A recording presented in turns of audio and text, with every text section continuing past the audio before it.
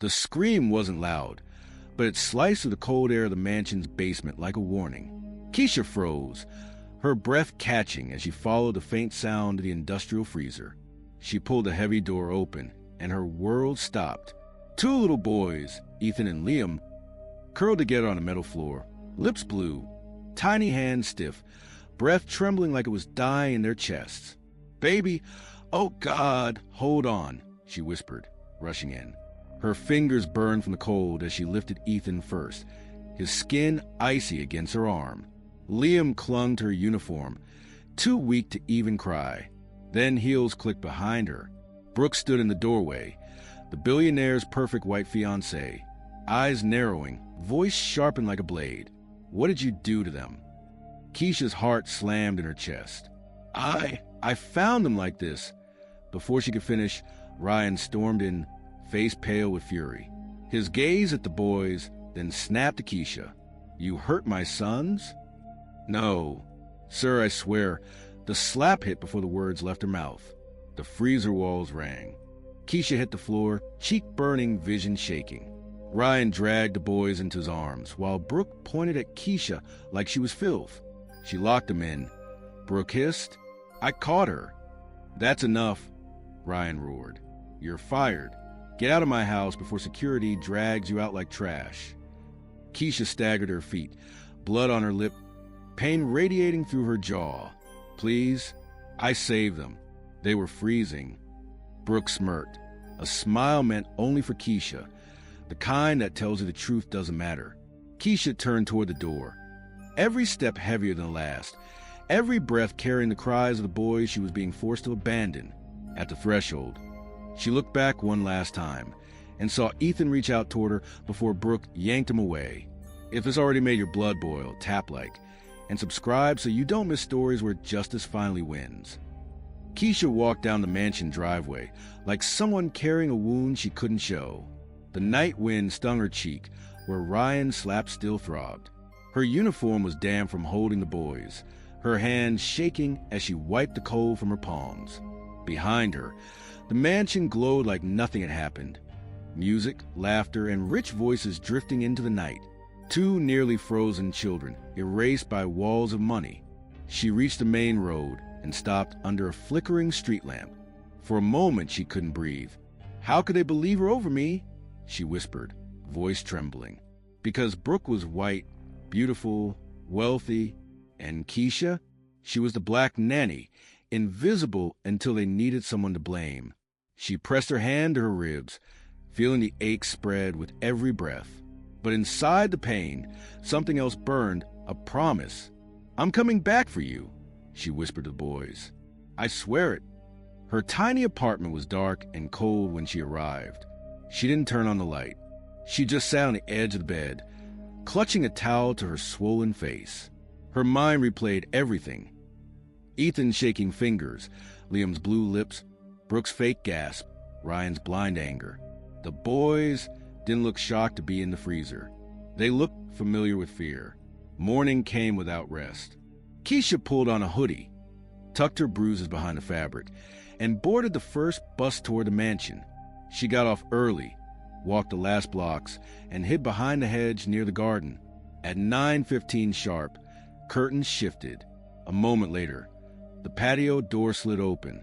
The boys stepped out, bundled in sweaters, quiet, stiff, not playful, not alive the way kids should be.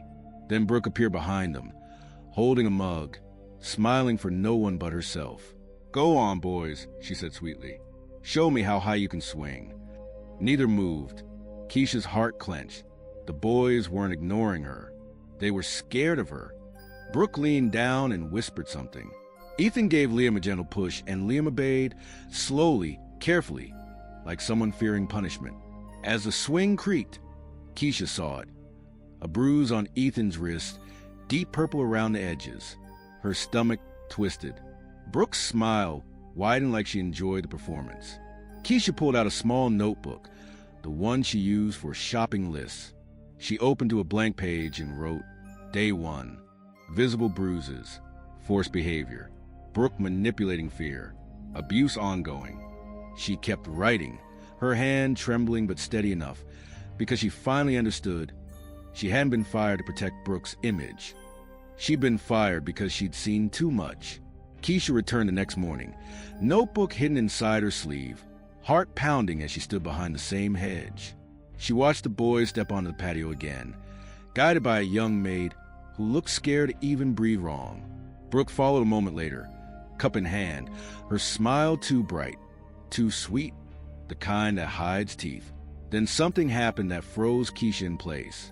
Ethan looked toward the house. Liam followed. Both boys glanced at the same hallway window, then back at Keisha. Their eyes held a silent message, a plea she could feel in her bones. And then Ethan did the smallest thing. He pointed. Barely a movement, barely a lift of his finger, but enough. He pointed toward a room on the second floor, a room Brooke never let staff enter. The forbidden room. Keisha's breath caught. What was in there? What had the boys seen or suffered? Before she could process it, Brooke stepped between them, blocking their view. Inside, she said sharply. The twins obeyed like soldiers trained in fear. Keisha's heart hammered as she scribbled. Hidden room. Boys signaling. Something inside. She needed help, real help now. She pulled out her phone and dialed the only person she trusted, Dr. Morales, the family pediatrician, a man who once whispered Keisha that something feels off with those kids. He answered on the first ring. Keisha, are you all right? You sound shaken. She kept her voice low. Doctor, I think the boys are in real danger. I need someone who'll believe me. A heavy pause. Then his voice dropped to that firm, serious tone she remembered. Meet me at the clinic. Bring everything you've seen. Keisha closed her eyes. For the first time since she'd been thrown out, she felt a spark of hope. Someone believed her. Someone was finally listening. But her hope twisted into fear when she looked back at the mansion. Brooke was watching the yard from behind the glass. Eyes locked on the twins, smile frozen, fingers tapping the window. Keisha could feel it. Brooke was hiding more than bruises. She was hiding something inside that room. If this happened in front of you, what would you do? Tell me in the comments. I read every single one. And if you stand for fairness, hit subscribe. The next morning, Keisha stood in her bathroom, staring at the fading bruise on her cheek. It didn't hurt as much now, but the memory did. She tied her hair back, pulled on a plain tan delivery uniform borrowed from a friend, and slipped a small recording device into the ribbon of a bouquet. If she was going to save those boys, she needed proof nobody could ignore. She walked toward the mansion with the confidence of someone paid to smile. At the gate, she pressed the intercom button and lifted the bouquet. Flower delivery for Brooke, she said, voice steady. A few seconds later, the gate clicked open. Inside, the air smelled of lemon polish and money. A nervous housemaid opened the door. You can leave them in the foyer, she said. But Keisha wasn't heading for the foyer. She moved down the staff hallway, footsteps silent on the carpet runners. Every framed photo on the wall felt like a lie, perfect smiles hiding rotten secrets. When she reached the staircase, she paused, listening. Silence. She hurried up to the second floor and slipped inside the twins' room. 2 small beds perfectly made, toys arranged with military precision. No mess, no warmth, no life. Keisha lifted the desk's edge and tucked the recorder beneath the paneling, hidden, blinking red. Then she froze. A voice floated down the hallway. A child's voice. Please don't. I'll be good. Her blood ran cold. She stepped silently toward the sound and followed it to the end of the hall. The forbidden room. A curtain covered the door, but Brooke's muffled voice bled through. You embarrass me, Brooke whispered. You know what happens when you embarrass me. Keisha's entire body went still. This was it. The truth she needed. She edged closer, just close enough to hear Brooke again. Look at me. Hold this ice on your face. I won't have you looking guilty. Keisha's heart dropped. Brooke wasn't helping him. She was training him. A floorboard creaked. Brooke stopped talking. Footsteps turned. Who's there? Keisha ran. Down the hallway, down the stairs, bouquet bouncing at her side. A guard shouted behind her. She sprinted to the foyer, shoved the door open. and didn't stop running until she reached the street. Her lungs burned, her legs shook, but her hand, trembling in her pocket, felt the recorder. She pressed play. Brooke's voice came through, cold, cruel, undeniable. "You embarrass me. And you know what happens when Daddy worries." Keisha covered her mouth as tears fell. She had it. Proof. Real proof. If you believe talent can silence every insult, share this video. And to everyone watching from the US, UK, and Canada, your voice matters. Keisha sat across from attorney Naomi Rowe in a small office that smelled of paper, coffee, and late nights. Naomi listened without interrupting as Keisha played the recording. Brooke's cold voice filled the room, every word slicing through quiet like a blade. When it ended, Naomi leaned back slowly. "That," she said, "is abuse, and it's enough to open a case." Keisha exhaled for the first time in what felt like days. Naomi slid a legal pad forward. Start from the beginning. Every bruise, every threat, every time the boys flinched. Dates, times, places. We're building a timeline. Keisha wrote fast, filling page after page, hands trembling but steady. She documented the freezer incident, the bruises, the silent signals, the fear in their eyes, the forbidden room, the ice pressed to a child's face to hide swelling. When she finished, Naomi placed the recorder beside the notebook. This is enough to get a private investigator involved. She dialed a number, waited, then nodded as someone answered. "He'll be here in 20 minutes. Exactly 19 minutes later, a tall older man with steel gray hair walked in.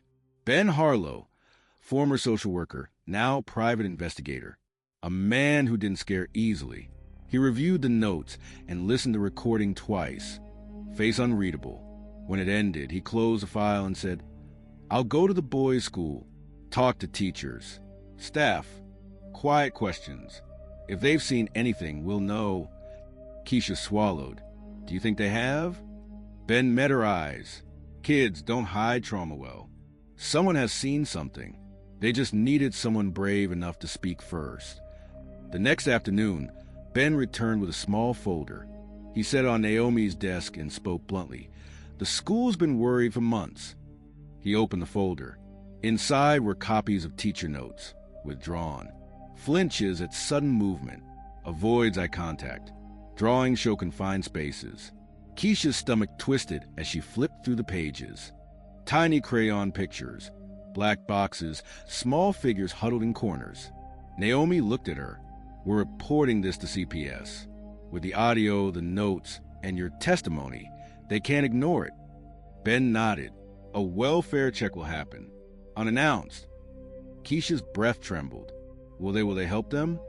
Naomi placed a hand over hers. "If the boys confirm even a fraction of what you witnessed, they will not stay in that house another night." Ben added, "Prepare yourself. Brooke will fight back. People like her always do. But this time, she won't be the only one with a voice." Keisha looked down at her hands. Bruised, tired, but steady. For the first time since she pulled the boys from that freezer, she felt something that didn't hurt. She felt momentum. Justice was moving. And Brooke had no idea it was coming. The next morning, Keisha sat in the passenger seat of Naomi's car, parked 3 blocks from the mansion, her hands twisted together in her lap, cold despite the heater. Today wasn't about hope. Today was about proof meeting power. A dark sedan pulled up to the gate. The badge flashed. Child Protective Services, unannounced. Keisha held her breath as the gate opened and Agent Dana Walsh stepped out. She walked with the quiet confidence of someone who'd seen too many children slip through cracks she was determined to close. The intercom buzzed. Voices exchanged. Then the front door opened. Brooke appeared first. Perfect hair, perfect smile, perfect lie. Her voice dripped honey as she greeted the agent, pretending surprise she didn't feel. "Of course, come in. Anything for the well-being of the boys." Naomi murmured, "Watch her. She's already performing." Inside, the foyer camera caught Brooke leading Dana to the living room. Slow steps, warm smiles, gentle hands. But when the boys entered, their shoulders stiffened, eyes glued to the floor. Dana knelt in front of them. "Eat, Ethan. Eat, Liam. I'm just here to talk, okay?" Brooke stepped forward, palms lifted. They're shy with strangers. I should stay with them. No, Dana's tone cut through the room. Brooke froze. I speak to them alone. The smile fell from her face before she forced it back up. Well, of course. She stepped outside the doorway. Jaw clenched so tightly the muscle twitched. Inside, Dana lowered her voice. You're safe right now. Nothing you say will get you in trouble. Liam's eyes welled instantly. Ethan's lips trembled. Dana continued gently. Has anyone ever hurt you? Silence. Then a tiny nod. Has anyone ever locked you somewhere cold? A pause. Then both boys nodded, this time faster. Dana's pen scraped the paper. What room did she take you to? Ethan lifted his hand and pointed toward the staircase, the forbidden room. Outside, Brooke shifted anxiously. She knew. She could feel the truth slipping from her grip one breath at a time. Inside, Liam whispered. She said, Daddy gets mad when we mess up. She said we have to be good or go back in the cold. Dana didn't react. She simply closed her notebook. Thank you, she whispered to them. You were very brave. Then she stood, walked to the doorway, and faced Brooke. No softness now, only authority. I'm removing the children from this home immediately. Brooke's mouth opened in silent shock. Her hand shot out toward Ethan, but Dana blocked her. You have no right. Dana's voice cut like steel. They're not safe here. 2 officers escorted the boys to the car. Ethan looked back once, not at Brooke, not at the mansion, but toward the street where Keisha sat hidden. Tears blurred her vision as she whispered, You're safe now. You're finally safe. Inside the mansion, Brooke's perfect world shattered. Her face twisted with rage as cameras captured the moment her performance failed for the first time.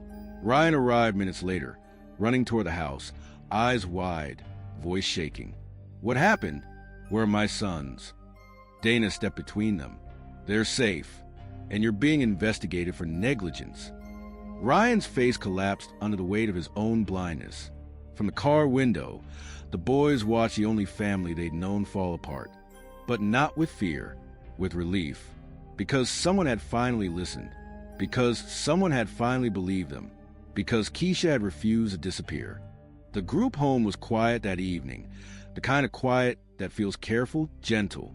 Keisha stood in the doorway of the playroom, hands trembling as the social worker nodded for her to step inside. Ethan saw her first. He blinked once and then ran. Liam followed, arms flung wide, small feet thudding across the carpet. They crashed into Keisha with all the force their tiny bodies could give, burying their faces against her chest, as if they'd been holding their breath for days. It's okay, she whispered, voice cracking. You're safe now. I promise you're safe. For the first time since the freezer, the boys didn't flinch when she touched them. They didn't look over their shoulders. They didn't wait for Brooke's shadow. They simply held on. Later, Keisha stepped outside with Naomi as the sun dipped behind the houses. The air smelled like summer, warm, real, nothing like the cold walls of the mansion. CPS is moving fast, Naomi said. Brooke's facing multiple charges. Media pressure isn't letting up. And Ryan, he wants to make it right. He's cooperating fully. Keisha nodded slowly. He should have seen it sooner. He knows, Naomi said softly. Guilt changes a man. A few hours later, Ryan arrived at the group home for a monitored visit. He approached Keisha with eyes red and humbler than she'd ever seen. I failed them, he said quietly. But you didn't. You protected them when I didn't even look up. I'll never be able to repay that. Keisha didn't answer right away. Then she nodded once. Just keep them safe. For real this time. He swallowed hard. I will. As he walked away, Keisha looked back to the window at Ethan and Liam sitting together on the rug, laughing softly at stickers the staff had given them. No fear, no bruises, just 2 boys finally allowed to breathe. For the first time in weeks, Keisha let herself breathe too, because the war she fought alone had finally been heard, because the truth Brooke tried to bury had risen louder than her lies, because 2 children who almost froze in silence were warm, alive, and free. Keisha closed her eyes, letting the relief settle in her chest. It wasn't just justice. It was victory. If you believe stories like this must be heard, share this video and subscribe for more real dark truths.